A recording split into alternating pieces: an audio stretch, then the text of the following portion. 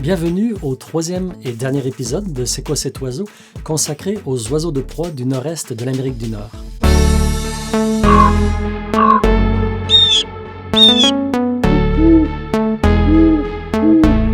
J'ai d'abord posé quelques questions à Michael et Jesse. On a ensuite examiné une dizaine de photos et puis on termine par l'accélérateur. Je vais vous raconter une erreur d'identification que j'ai faite récemment. Bonjour Michael, bonjour Jesse. Alors on enregistre cet épisode au début mai. Ça bouge déjà beaucoup maintenant à l'extérieur. Et Jesse, toi en ce moment, tu observes les oiseaux à peu près combien de temps par jour? Plusieurs heures par jour, j'imagine? Ces temps-ci, durant la migration, là, c'est en moyenne 5 heures, 6 heures par jour. Là. On aimerait ça, tous passer 5 ou 6 heures par jour à observer les oiseaux, mais est-ce que chaque minute d'observation pour toi, c'est vraiment un travail ou c'est un peu un mélange de travail et de plaisir, j'imagine? C'est un peu un mélange des deux, mais je te dirais que depuis que j'ai l'âge de 8 ans, je fais ça tous les jours pratiquement. Puis c'est pas un travail, ça reste que je fais juste ça tous les jours. C'est rendu une habitude, c'est une routine pour moi d'aller voir les oiseaux. Puis ça fait pas partie du travail. J'ai pas l'impression que c'est une tâche, quoi. J'ai l'impression que je m'amuse. C'est un mode de vie. En fait. Exactement, c'est plus ça, ouais. Puis, Michael, je sais que tu passes beaucoup de temps, toi aussi, à observer les oiseaux. Mais es-tu capable d'identifier pourquoi c'est un plaisir d'observer les oiseaux, de les reconnaître? J'aime être sur le terrain aussi. C'est un plaisir de se retrouver dans la nature, d'avoir des capacités de pouvoir de mettre des noms sur ce qu'on voit. Pour plein de raisons, en fait, je pense qu'il y a du plaisir à aller voir les oiseaux, être sur le terrain, mais aussi assouvir finalement un besoin, je pense, qu'a la nature humaine de donner des noms à ce qu'on voit, de voir des choses nouvelles et puis d'essayer d'anticiper même par nos connaissances ce qu'on pourrait voir d'autres. Puis on progresse toujours, j'imagine. Hein?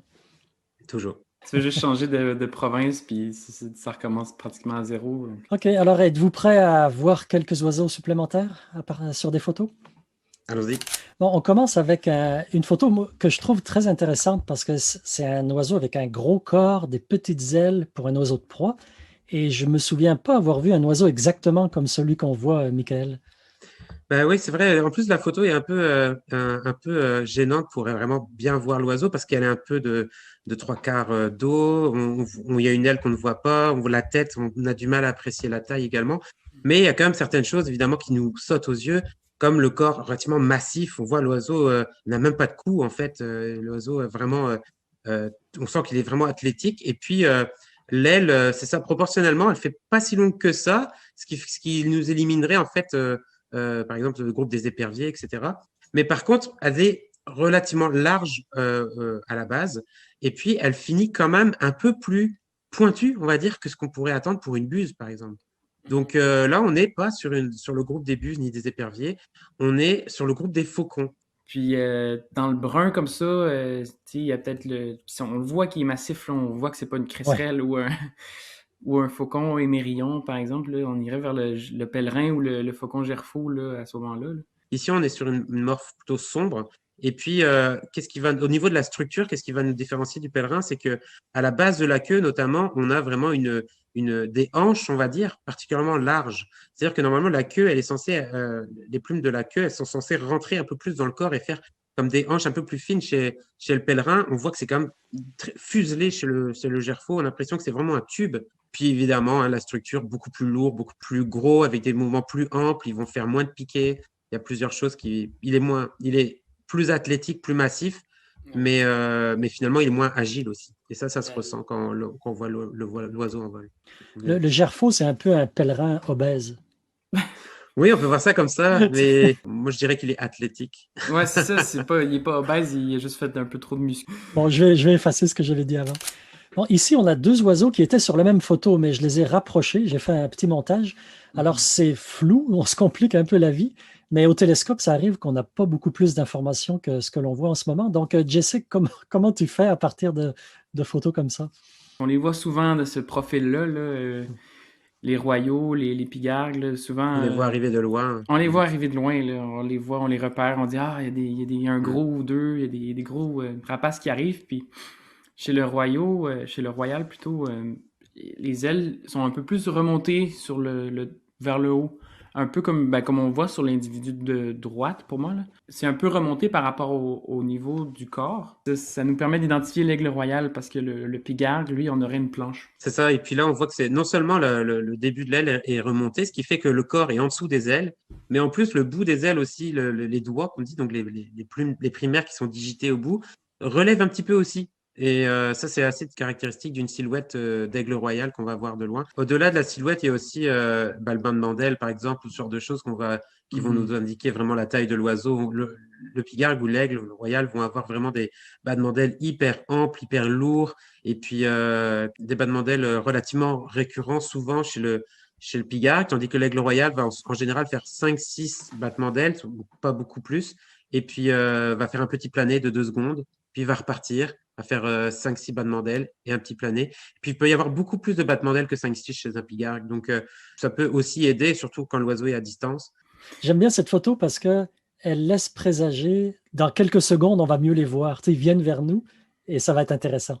Mais là, c'est ça, là, on les voit arriver, ils sont quasiment de face, là, et tu sais qu'ils vont passer assez bas. Puis cette journée-là, le 22 mars, là, il en est passé 18 au Belvédère dans la même journée. Ils arrivaient tous, puis ils prenaient pas d'altitude, ils passaient super bas, là, la plupart. Fait que ça a été vraiment, vraiment une belle journée. Alors, on a encore 2 oiseaux sur la même photo, là, mais en réalité, c'est le même individu pris à 2 moments différents et je les ai collés pour qu'on les voit en même temps. On semble avoir un accipitaire, on en a déjà vu avant, un épervier. Par contre, quelle espèce? Je trouve que c'est un peu plus difficile, Michael. Déjà, effectivement, c'est un accipitaire parce qu'il va avoir des ailes relativement longues, une queue très longue, des ailes arrondies. Donc là-dessus, c'est bon. Ensuite, on peut éliminer l'autour, notamment par rapport aux hanches qui sont pas assez larges pour un autour, même si je les trouve quand même larges du coup Ouais, pour un ils sont quand épervier. même larges. Et puis bon, la tête qui fait aussi moins massive, plusieurs choses comme ça. Ouais, la tête apparaît plutôt grosse. Les hanches, comme tu dis, larges, mais pas trop. La queue longue, mais pas trop non plus. Mais je pense qu'il y a comme 2-3 critères qu'on peut aller vraiment pointer, puis ça pourrait nous enligner plus facilement, là. Il y a un critère que beaucoup de gens connaissent, c'est le bout de la queue rond ou carré versus épervier de Cooper ou épervier brun. Puis là, sur la photo recadrée de droite, elle qui est plus éclaircie, là, on voit quand même assez bien là, que c'est rond. Là. Mais je pense que ça vient nous éliminer l'épervier brun, puis il nous en reste pas beaucoup. Là, si on fait une ligne entre les poignets finalement des 2 ailes sur l'oiseau, eh ben, on voit quand même que la tête, incluant les yeux, en fait, sortent finalement de cette ligne-là. Et ça, c'est plutôt un bon indice pour qui va vers le Cooper. Mais il y a un autre truc aussi qu'on n'a pas mentionné encore, le bout de la queue, on arrive à vraiment bien voir qu'il y a du blanc au bout de la queue. Il y a quelques millimètres qui sont blancs. Puis chez l'épervier brun, c'est pratiquement absent ce blanc-là. Bon, on est dans les choses un peu difficiles, mais on a réussi. Enfin, vous avez réussi. Bon, cette fois, on a encore un oiseau de proie. Les ailes avec les doigts au bout là, sont très, très visibles, les rémiges. Mais j'avoue que là, je bloque un peu. Alors, Jesse, comment tu fais? On est au Québec, on est où? On est à Percé. Ouais, c'est ça. Ça a été pris à Percé en octobre. Disons qu'on peut s'attendre à beaucoup de choses en octobre, mais celle-là, on s'y attend pratiquement pas là, au Québec. Là. Disons que quand on fait de l'ornitho longtemps, on arrive à avoir des formes, puis d'aller reconnaître avec les formes. Puis celle-là, ben, on dirait un immense épervier brun. La queue est hyper fine à la base, puis vraiment longue. Puis les ailes, on dirait trop longues pour son corps. Puis, ça ferait presque penser à une silhouette de busard aussi, avec une queue relativement longue, des ailes longues et fines. Bah, on sait que c'est pas un busard. Un busard, on aurait des critères de plumage, notamment, qui éliminent évidemment cette option-là. On sort vraiment de notre confort, zone de on va confort, dire. Ouais. Mais là, ici, c'est vraiment la forme de l'oiseau qui va être notre principal critère. C'est ce qui nous permet de dire que c'est une buse de Swainson, un oiseau plutôt de l'Ouest canadien. Là. Et la buse de Swainson, donc, elle ne niche pas au Québec, mais les observations sont rares, mais ça arrive de temps en temps, hein, c'est ça? Là, on en a même on a 1 ou 2 mentions là, au BIC. On a quelques mentions dans les dernières années, Tadoussac, Percé. Il y en a quasiment une mention par année au Québec. Donc, il faut quand même l'avoir en tête quand on regarde C'est les ça, il oiseaux. faut savoir qu'elle existe, mais on peut pas la chercher en fait, là. Mais Et Jesse, tu as pu prendre cette buse en photo, mais si oui. tu ne l'avais pas prise en photo, est-ce que les gens t'auraient cru? Je pense que les gens m'auraient cru parce que cet oiseau-là T'aurais bien décrit? aurait été bien décrit, mais il était présent depuis quelques jours à l'endroit. Ah, d'accord. C'est pas un oiseau qu'on a découvert. Bon, on savait qu'elle était là, puis il suffisait juste de la chercher un peu pour la trouver. Bon, on a deux oiseaux, encore une fois, mais là, c'est pas un montage, hein, c'est vraiment une vraie photo avec deux oiseaux sur la photo. Alors, Michael, qu'est-ce que ça t'inspire, cette situation? Alors moi, cette situation, ça m'inspire d'effectivement deux espèces différentes, dont un qui est potentiellement sur son territoire, puis qui voit d'un mauvais œil l'approche d'un autre. Ce que je vois d'abord en haut, c'est donc déjà un oiseau qui semble plus petit que celui du bas, qui a les ailes qui semblent pointues, qui est globalement très sombre. Alors là, on serait avec les ailes pointues sur un faucon. Le format m'oriente vers un faucon émerillon ou une cresserelle. Et puis son comportement particulier, puis le fait que j'ai un ressenti d'oiseau très sombre m'oriente vraiment vers le faucon émerillon. Tandis qu'en bas, on a un oiseau avec des ailes vraiment très longues et potentiellement particulièrement longues par rapport à la taille du corps. Ouais, et donc ça, tu as parlé de comportement. Ça, j'aime bien quand le comportement nous aide à identifier pourquoi ça pourrait pas être un cresserelle. C'est plus un trait d'un faucon émerillon de venir harceler une autre espèce d'oiseau de proie qui passerait dans son environnement. L'émerillon est clairement plus souvent en train d'houspiller des Ouais. rapaces là, qu'une cresserelle. Là. L'oiseau du bas, là, comme il est éclairé, on voit une teinte brune et on voit les ailes qui remontent. Et Jesse, est-ce que c'est suffisant pour toi pour l'identifier? Ouais, c'est suffisant. Là, le rapport entre la longueur des ailes là, puis la grosseur du corps, là, mais les ailes remontées vers le haut un peu, de cette longueur-là, on a vraiment affaire à un busard ici. Là. Hmm. Puis Busard des marins. on voit même le masque facial un peu. Mais je me rappelle d'un épisode dont où on avait parlé, où Jesse avait parlé justement du fait que le croupion blanc peut s'observer dans quasiment n'importe quelle situation. C'est vrai. En poussant un petit peu, on devine à la base de la queue comme un petit élément plus clair. Ça vient en fait confirmer un peu ce propos de Jesse, c'est qu'effectivement, même là, on devine le croupion blanc alors que l'oiseau est de face. Jesse, c'est une photo que tu as prise à Tadoussac, à 9 octobre. C'est assez lumineux, là, ça fait un peu rêver. On a l'impression que tu devais être nu-pied sur une dune de sable en train de regarder le fleuve. Mais qu'est-ce qu'on peut dire en termes d'identification? Vraiment un oiseau de gros format, une grosse tête, une queue très large, pas très longue. Ça vient tout de suite m'aligner vers une buse. Là. Le fait qu'il y ait des points blancs sur le dos, on va vers une jeune. Le fait qu'il y ait la base de la queue, le croupion aussi très très pâle, on va également vers une jeune. La grosseur de l'oiseau, la largeur des ailes, à la base, on voit que l'aile se rend jusqu'à la base de la queue, puis la grosseur de la tête, les deux, le blanc sur le dos également, là, tout ça nous enligne vers une jeune buse Aqueous. Comment vous faites pour éliminer les autres espèces de buses? Déjà, la patue aurait la base de la queue blanche.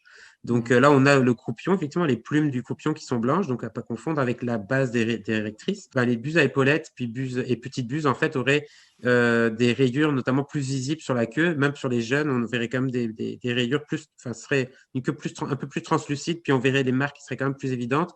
Après, c'est sûr que si on le voyait du dessous, il y aurait beaucoup de choses qu'on pourrait observer, qui pourraient être diagnostiques très rapidement, comme le bord d'attaque, etc. Mais en tout cas, là, c'est ça. On a quand même quelques éléments qui nous orientent vers la buse Aqueous. Même le format dont parlait Jesse, hein, on a quand même un oiseau qui apparaît tout de suite relativement imposant. Et puis donc, à ce moment-là, il ne reste plus que la queue rousse et la patue qui sont les deux grosses buses. Et donc, la base de la queue qui n'est pas blanche, ça éliminerait la patue. Bon, j'aurais vraiment aimé qu'on regarde beaucoup plus de photos. On en a plein d'autres, là, mais on ne peut pas être trop long dans une vidéo YouTube. Donc, ce que je vous propose peut-être, c'est d'en regarder quelques-unes quand même, quelques dernières, mais en allant droit au but. Dites-moi juste ce que c'est, pourquoi, mais sans la décrire, sans longue description. Peut-être 30 secondes. Et on commence, voilà. Alors, peut-être Michael avec celle-ci. Ah ben, alors là, tout de suite, on voit quand même un oiseau de taille correcte, avec une petite tête, un petit bec, des ailes qui sont pas forcément pointues, même si là, elle rentre dans l'air, donc on voit qu'elle a pas les ailes aussi ouvertes qu'on pourrait s'attendre, mais surtout, on voit la base de la queue qui est blanche, Et ça, c'est vraiment diagnostic de la buse patue. Et même le brun diffus au bout de la queue, ça m'oriente vers une jeune patue. Prochaine photo, alors on voit pas très très bien. Jesse, qu'est-ce que ça te dit? Oh, ça me dit très très gros oiseau, là, avec un gros corps, une immense tête.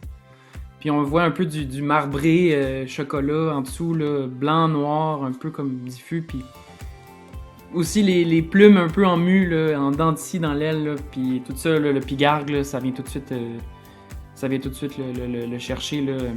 Pourquoi pas l'aigle royal? Ben ouais, il y a les aisselles blanches, hein, faut se rappeler de ça. Les aisselles blanches, ça veut dire que c'est un jeune pigargue. Ouais. Prochaine, alors on va encore droit au but. Michael, cette fois, en 30 secondes. Eh bien, un oiseau de taille, on va dire, intermédiaire, plutôt trapu, avec une queue relativement large, des ailes relativement larges, des ailes rondes. On est sur une buse, et puis la queue, qui est le raton laveur, mais avec des lignes blanches plus fines. Donc là, on est sur une buse à épaulettes, et puis il y a l'épaule qui est couleur un peu chaude. On devine d'ici, on devine même sur la photo qu'elle est un peu chaude. C'est un adulte. Et les croissants blancs, vous les voyez, les croissants blancs? Non, les fenêtres blanches. il fait trop sombre. Ouais. C'est ça. Quand c'est translucide, on peut le savoir, mais là, on peut pas. On les voit moins du dessus aussi.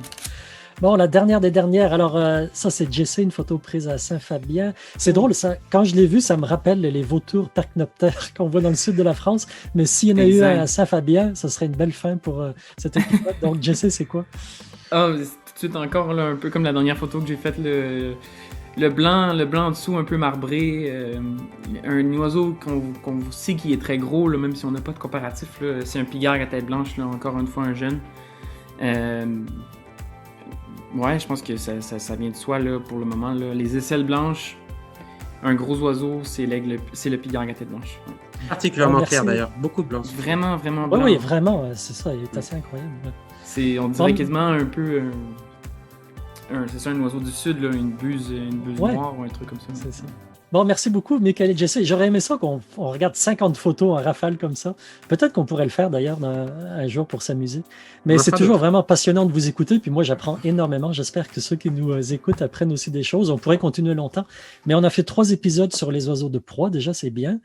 Et donc, un gros merci. Puis, j'aimerais bien vous réinviter pour parler d'autres groupes un jour, si vous êtes d'accord. Mais en attendant, je vous souhaite un bel été. Et puis, encore un gros merci. On arrive à l'accélérateur. Donc, je vous parle d'une erreur d'identification que j'ai faite il y a peu de temps, mais une belle erreur, je pense.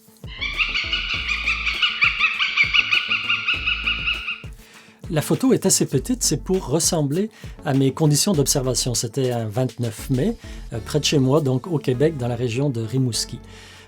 Quand j'ai vu cette buse, tout de suite, je me suis dit, ça y est, j'ai une buse à épaulettes. Je voyais de loin les zones claires au bout des ailes. Et c'est une espèce qui est très rare là où j'habite, à laquelle je ne suis pas du tout habitué.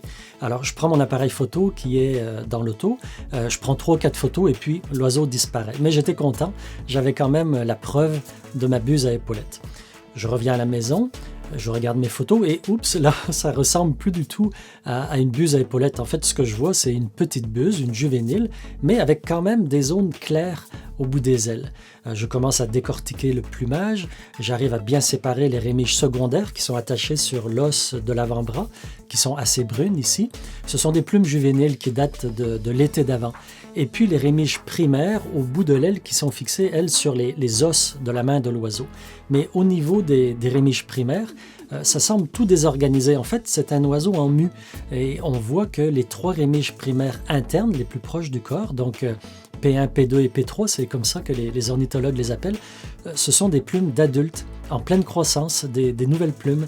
Et on voit d'ailleurs leur bande terminale noire qui va former le bord de fuite noir assez large dans l'aile de la petite buse. Mais les primaires externes, ce sont des plumes juvéniles de l'an passé qui sont toujours là, qui commencent à être un peu usées, qui deviennent peut-être plus translucides. Et surtout, on voit qu'il manque 2 primaires, P4 et P5. En tout, normalement, il y a 10 primaires, comme chez la plupart des oiseaux, mais ces plumes manquent. Et c'est ce qui accentue l'impression d'un trou, d'une zone plus claire au bout de chaque aile. Donc, les vieilles plumes sont tombées, mais les nouvelles ne sont pas encore repoussées. Et c'est surtout ça, je pense, la source de mon erreur. Donc voilà l'histoire, très résumée. Mais depuis, j'ai appris que c'est une erreur assez classique au printemps. Et dans la plupart des guides d'identification spécialisés sur les rapaces, on voit souvent une photo similaire à celle-ci, où on nous dit attention de surtout pas confondre au printemps une petite buse juvénile en nu avec une buse à épaulettes. Mais moi, je n'avais pas lu ça, ou peut-être je m'en souvenais plus. En tout cas, je suis tombé dans le piège, les 2 pieds joints. Mais bon, c'est pas grave, ça fait partie des erreurs que l'on fait fréquemment et ça m'a permis d'apprendre beaucoup de choses. J'ai mis en dessous, dans la description de la vidéo, les références des livres et des applications que j'ai utilisées pour préparer ces épisodes, donc vous pouvez aller voir si ça vous intéresse. Un gros merci à Michael et Jesse de m'avoir aidé. Ça conclut les 3 épisodes de C'est quoi cet oiseau consacrés aux rapaces et on va se revoir pour d'autres oiseaux. En attendant, bonnes observations.